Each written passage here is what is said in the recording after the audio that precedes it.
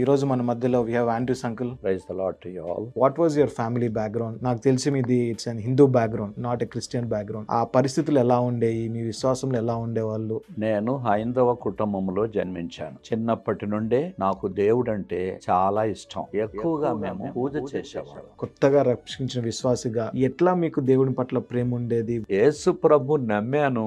నా బ్రతుకు జీవితంలో ఇంకా లోకం గురించి నాకు చింత లేదు. నా చింత యావత్తు దేవుని సేవించాలి. కాబట్టి ప్రతి చోట ఏం చేసి ఎవడు కనపడితే మనకంతా వాక్యం చెప్పేది, సాక్ష్యం చెప్పేది. నేను ప్రభుని నమ్మిన తర్వాత గ్రామాలన్నీ తిరిగేవాడిని. మా బంధువులందరూ వీడు పిచ్చోడైనాడు, వీడు. హైదరాబాద్ లో హెబ్రోన్ కి వచ్చారంటే it's not a easy thing. So ఎట్లా ఉండింది అంకుల్ అక్కడ? అసలు ఆ రోజుల్లో శిక్షణ ఎలా ఉండేది? ఎట్లా మీరు మీకు ఆత్మీయ జీవితంలో పాఠాలు నేర్చుకుంటూ ఎలా ఎదుగుతూ వచ్చారు? వచ్చిన వెంటనే వాడు ఎడ్యుకేట్ గాని, వాడు డాక్టర్ గాని, వాడు ఇంజనీర్ గాని డజంట్ మ్యాటర్. నోరు మూసుకొని అన్ని చేయాలి. ఫస్ట్ చెప్పుల స్టాండ్, చెప్పులు తీవాల. రెండోది మందిరం అంతా చీపురు తీసుకొని ఓడవాలి. తర్వాత మళ్ళీ సాయంకాలం మీద సైకిల్ తీసుకొని ఒక ఏరియాకి పోవాలి సువార్త చెప్పడానికి. అంత బాగా జరుగుతూ ఉన్న సమయంలో ఒక టైంలో you decided to go back. అది ఎందుకైందంటే నేను ఏమన్నా నేర్చుకుందాము అని చెప్పిన అనుకొని నేను వస్తే ఇక్కడ చూస్తే మనుషులందరూ ఇట్లా వాళ్ళు ఉన్నారు. ఈడేం నేర్చుకునేది?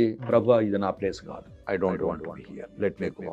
మీ పరిచర్య ఇప్పుడు ఇదంతా మీకు ట్రైనింగ్ అయిపోయింది, కొన్ని ఆపర్చునిటీస్ ఇస్తా ఉన్నారు. దాని తర్వాత how did you get in to this full time? నేను హెబ్రోన్ లో ఉన్నా. ఒక చర్చ్ వాళ్ళు వచ్చారు అక్కడికి. వచ్చి ఏమని అన్నారంటే, అయ్యా 6 నెలలు అయిపోయింది, భక్సింగ్ గారు బల్ల తీసేసినాడు అని ఏడిచినారు. వచ్చి నేను పోయి భక్సింగ్ గారికి చెప్పిన, వాళ్ళకు సేవకుడు కావాలంట, పంపించమని అంటే ఆల్ రైట్ ప్రే అన్నా. గొప్ప దైవజనుడు భక్సింగ్ అంకుల్ గురించి ఎన్నిసార్లు నేర్చుకున్నా ఇట్స్ అన్ ఎంకరేజ్మెంట్. సో మీరు చాలా దగ్గరగా అంకుల్ ని చూడటం జరిగింది, ఎన్నో నేర్చుకుంటూ ఉన్నారు. So anything uncle that you can share with? ఆయన ఎటువంటి వాడు అంటే is a man of prayer. ఒక ఆయన గాస్పెల్కి వెళ్ళాడు. గాస్పెల్కి వెళితే యాక్సిడెంట్ అయ్యింది. యాక్సిడెంట్ అయితే 2 ఏళ్ళు ఇరిగిపోయినాయి. అయితే వచ్చి ప్రార్థన చేయించాడు. వచ్చిన ప్రార్థన చేయండి. కొంచెం భక్సంగా మీద ఆయాసంగా ఉన్నాడు ఆయన. అయితే బ్రదర్ ఐఎమ్ వెరీ సారీ అంటున్నాడు. ఈయనకేంటంటే మనసాక్షి గుచ్చుకుంటా ఉంది, ఇట్లా అయిందేమో అని. నేను ఇట్లా చేసానికి దేవుడు ఏమన్నా అనుమతి? God has forgiven all our sins.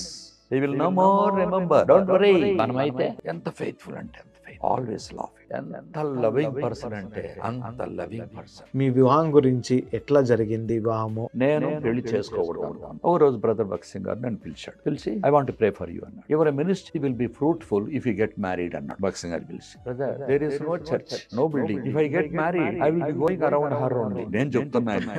అయితే చిన్నతనంలో 33,000 కోట్ల దేవతలు ఉన్నారనేటువంటి ఒక విశ్వాసం ఉండేది. పెరిగిన తరువాత పెరుగుతూ వస్తూ ఉండగా దేవుడు ఒక్కడే అనేటువంటి గ్రహింపు నాకు వచ్చింది.